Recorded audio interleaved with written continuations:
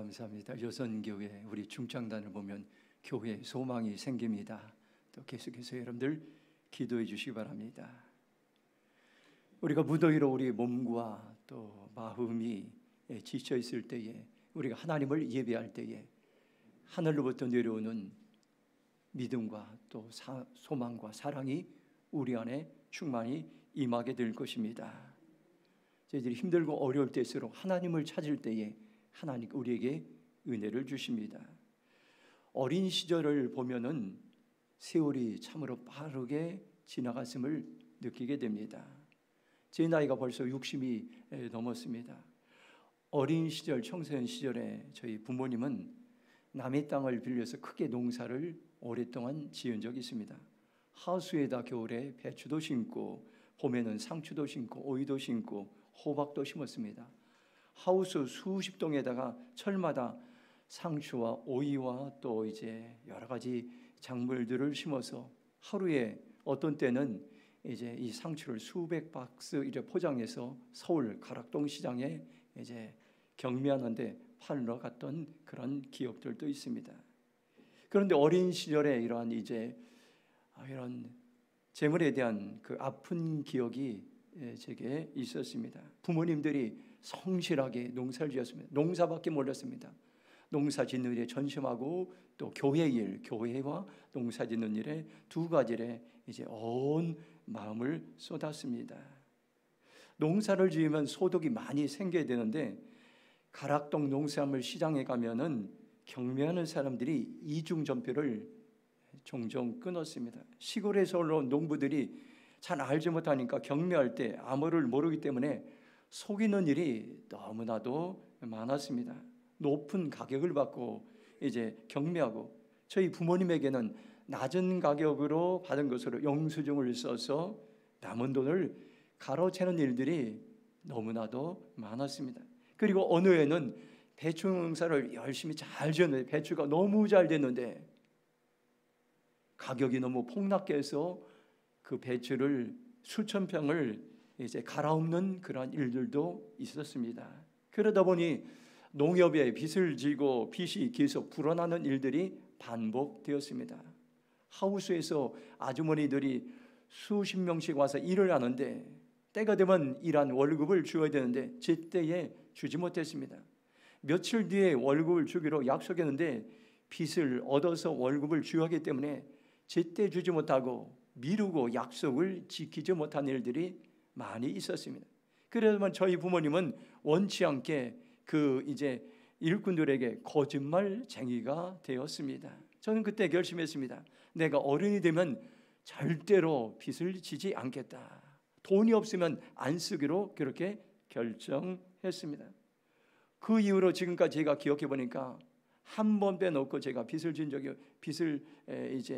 적이 없습니다. 한 번은 제가 개척 교회 때에 교회를 이제 이전하기 위해서 돈들이 필요했는데 장인어른께 한 400만 원 정도 돈을 빌려서 이제 교회를 이전했던 그런 적이 있습니다. 그래서 어린 시절에 제가 결심했던 것들, 어른이 되면 절대로 빚을 지지 않겠다는 결심을 지금까지도 지켜오고 있습니다. 이것은 저에게 아픔이었지만은 재정을 관리하는 데 큰 도움이 되었습니다. 우리가 신앙생활하는데 재정을 바르게 사용하는 것이 참으로 중요합니다. 과거에 예수전도단 대표였던 홍성건 목사님은 매년 연초에 그의 사역을 놓고 하나님 앞에 금식하며 기도하는 시간을 가졌습니다.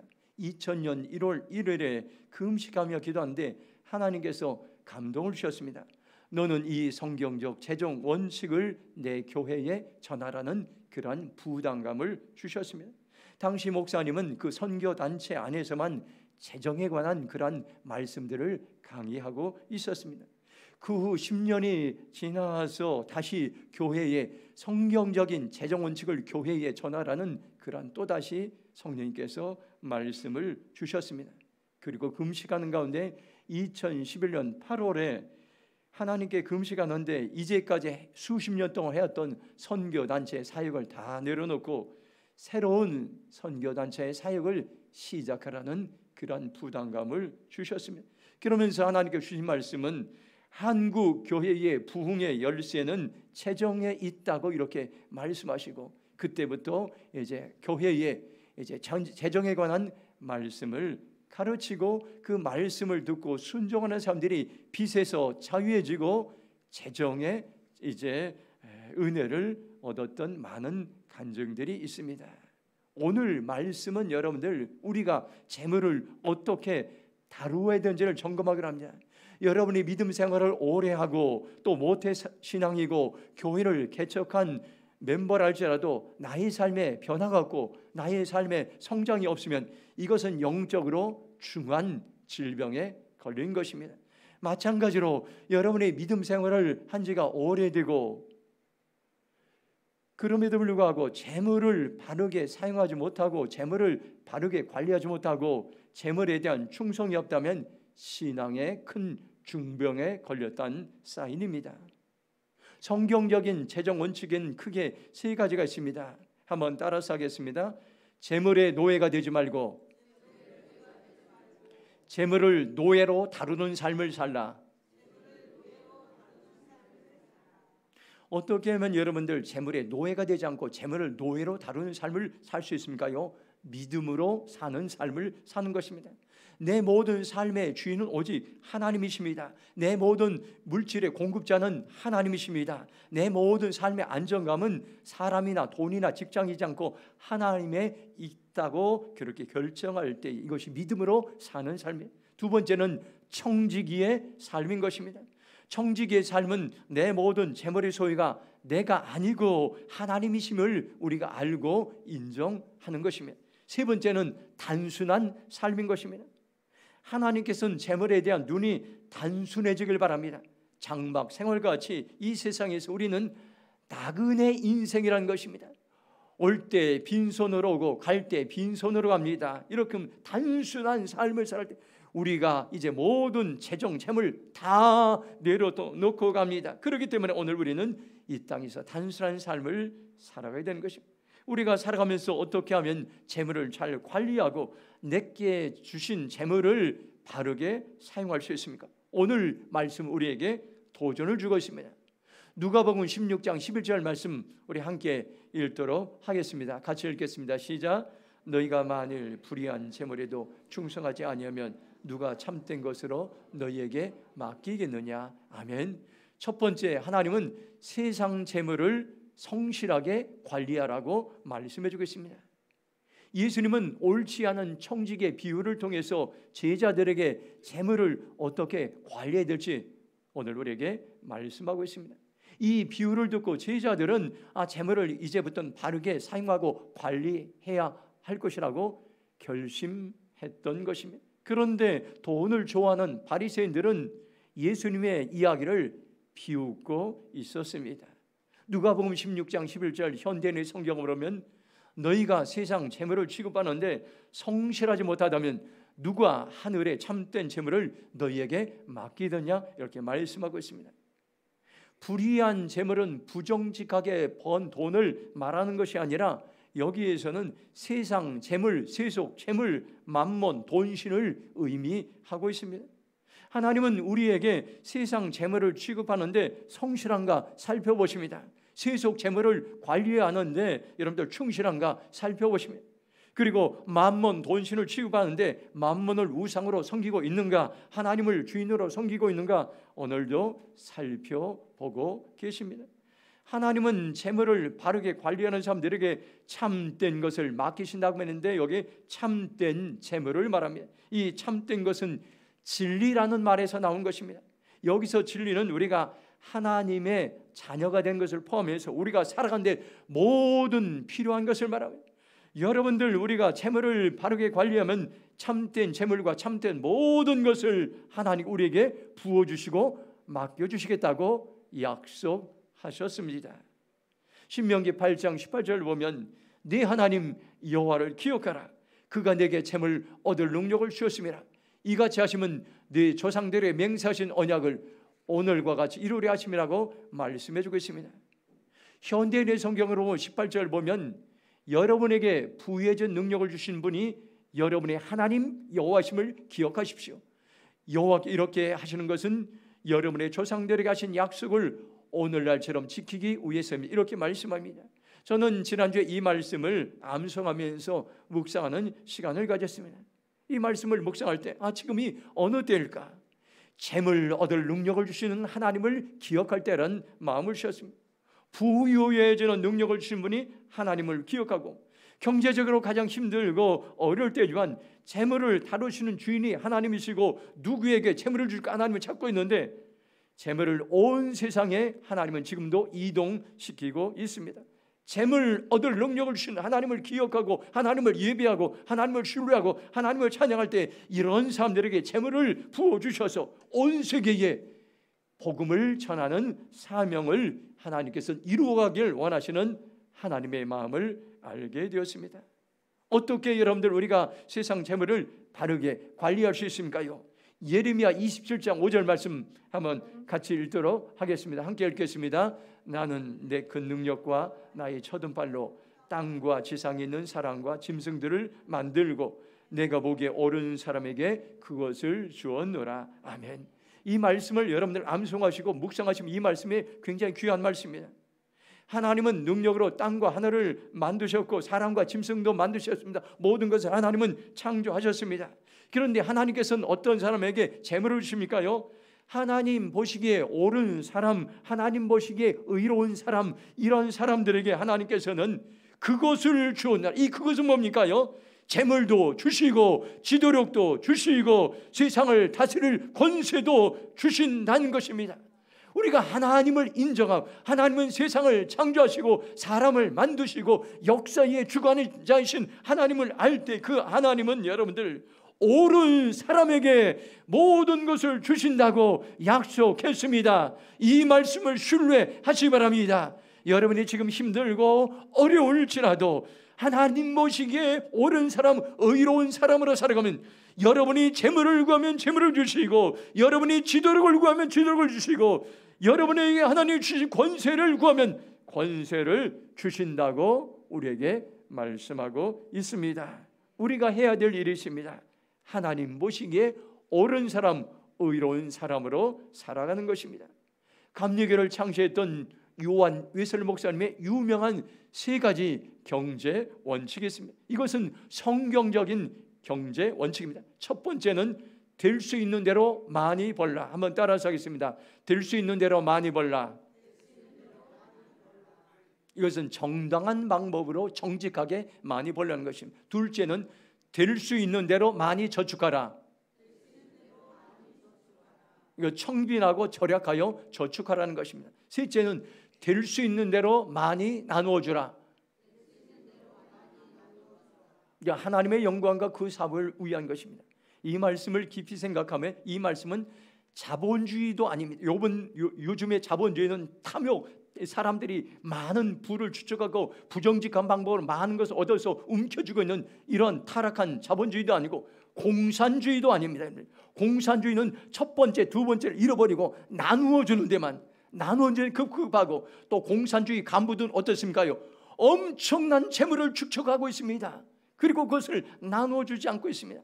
자본주의 경제 원칙도 맞지 않고, 여러분들 공산주의 원칙도 맞지 않습니다. 성경적인 경제 원칙이 있습니다. 될 수 있는 대로 많이 벌고, 될 수 있는 대로 많이 저축하고, 될 수 있는 대로 많이 나누어줘. 그래서 요한 웨슬리 목사님은 이 말씀대로 여러분들 영국에서 수많은 사람들을 섬겼는데 간증들이 있습니다. 그 당시 18세기에는 영국에서 산업혁명이 일어났습니다. 그래서 부한 자들은 엄청나게 부하고 가난한 자들은 엄청나게 가난했습니다. 당시 영국에는 여러 교회가 있었습니다. 성공회, 루터교, 장로교, 침략교, 여러 교회들이 있었는데 이 교회들은 가난한 서민들에게 말씀을 전하지 않고 부유한 사람들에게, 안정된 사람들에게 복음을 전했어요. 그러나 감리교를 창시한 요한 웨슬리 목사님은 가난한 서민들에게 다가가서 하나님의 말씀을 전하자 그들이 변화되고 그들이 성도들이 되었습니다. 그래서 웨슬리 목사님이 전도하고 설교하는 것에 따라다니면서 헌신하고, 그들이 가난하지만 전도하고 선교하는 일에 여러분 힘에 겨울 정도로 헌금을 드렸습니다. 그런데 놀라운 일들이 후일에 일어났습니다. 가난했던 감리교도들이 후일에 하나님의 복을 주셔서 대부분 중산층이 되고 안정된 생활을 하게 되었던 것입니다. 이것이 여러분들 성경적인 경제 원리임을 여러분들 기억하시기 바랍니다. 이 원리대로 살아갈 때 하나님은 오늘도 우리에게 은혜를 주시고 복을 주십니다. 감리교회 최초의 속회가 여러분들 어떻게 시작됐는지 궁금하실 것입니다. 위슬리 목사님이 최초 감리 예배당 뉴룸을 건축하고 건축빚에 엄청나게 시달리고 있었습니다. 성도들이 너무 가난해서 빚으로 교회를 건축했습니다. 위슬리 목사님이 건축빚을 갚지 못해서 빚쟁이에게 매일 시달리고 있었어요. 이것을 본 의로운 은퇴한 호위 선장이 있었습니다. 이 선장은 이렇게 얘기했습니다. 모든 교회 회원은 빚을 갚을 때까지 일주일에 1페니씩 헌금으로 내자고 제안했습니다. 그러나 가난해서 이렇게 1페니씩 헌금을 내지 못한 성도들이 많이 있었습니다. 그래서 이렇게 제안했습니다. 그렇다면 회원 중에서 가장 가난한 사람 11명을 내게 맡겨달라고 했습니다.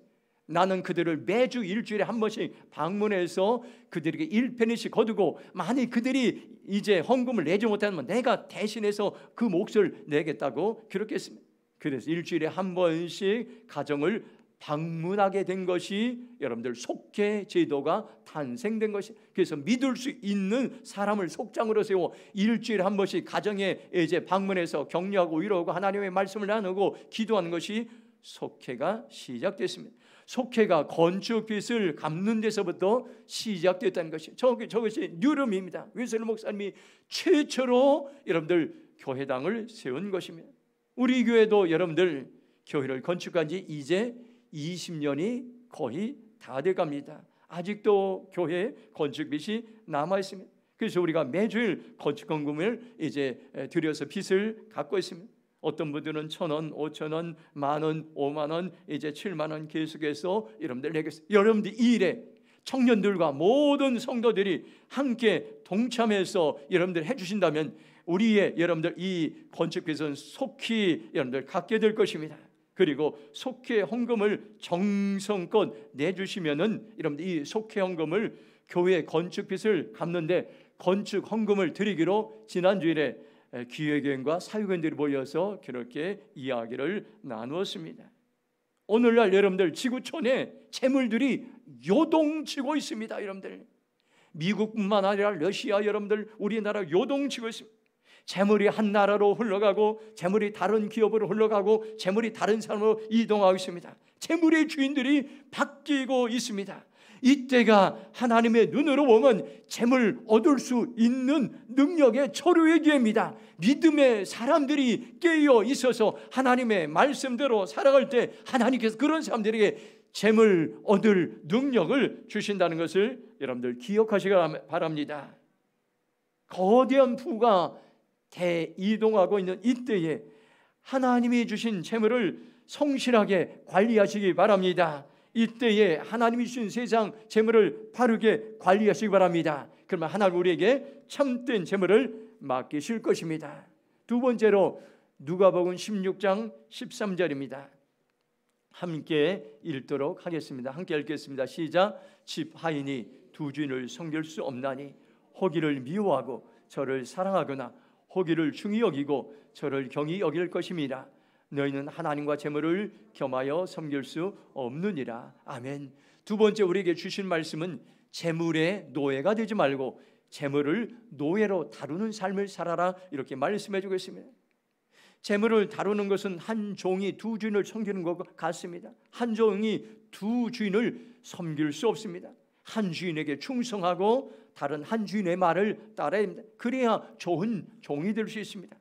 누가복음 16장 13절을 새번역 성경으로 보면 한 종이 두 주인을 섬기지 못한다. 그가 한쪽을 미워하고 다른 쪽을 사랑하거나 한쪽을 떠받들고 다른 한쪽을 업신여길 것이다. 너희는 하나님과 재물을 함께 섬길 수 없다 말씀하겠습니다.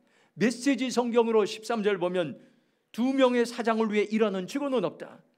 하나는 미워하고 하나는 사랑하거나 하나는 떠받들고 하나는 얕보게 된다. 너희가 하나님과 은행 둘 다 섬길 수는 없다, 이렇게 말씀하고 있습니다. 성경은 우리가 두 주인을 섬길 수 없다고 말씀하고 있습니다. 하나님을 섬길 것인가, 재물을 섬길 것인가, 우리는 선택해야 합니다. 재물도 하나님만큼 중요한 것이기 때문에 사람들을 쉽게 조종할 수 있는 능력이 있습니다.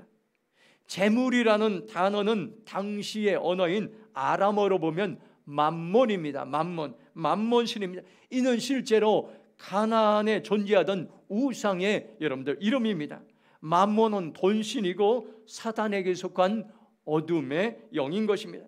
맘몬이 재물로 번역된 것은 그것이 재물 뒤에서 사람을 조종하고 돈을 우상 숭배하도록 만들고 있기 때문인 것입니다.